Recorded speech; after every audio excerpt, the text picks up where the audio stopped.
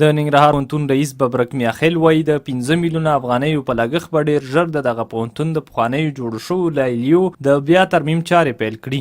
نوموړي دغه څرګندونې د دغه ولایت مرستیال والي محمد حنیف ګردیوال ته چې د یاد پوهنتون له چارې څخه یې لیدنه او څارنه کوله وکړې. د ننګرهار ولایت مرستیال والي محمد حنیف ګردیوال د دغه لیدنې او څارنې په ترڅ کې د پوهنتون د شریعاتو او حقوقو پوهنځیو لپاره د نوو جوړېدونکو ودانیو له چارو څخه لیدنه وکړه. هغه همداراز د پوهنتون پخوانیو لیلیو او نویو پخلنځي څخه هم لیدنه ترسره کړه چې د لیدنې پر مهال ورته د ننګرهار پوهنتون رئیس له لوري معلومات ورکړل شول. ښاغلي میاخیل وویل د راتلونکي سیمستر د پیل سره سم به د حقوقو او شریعتو پوهنځیو د تدریس نوي 4 پوړیزه ودانۍ ګټې اخیستنې ته وسپارل شي.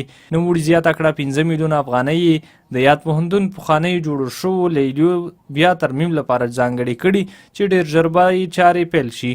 هغه وایي د ننګرهار اسلامي پوهنتون د احاطې دیوال د بنسټ ډبرې د کېښودلو مراسم به هم ډېر ژر ترسره کړي. ولایت مرستیال محمد حنیف ګردیوال ننګرهار پوهنتون کې د بیا رغونې له چارو څخه خوښي څرګنده کړه او ټینګار یې وکړ چې د پوهنځیو ودانیو د جوړولو او پخوانیو لیلیو د ترمیم چارې ګړندۍ کړي.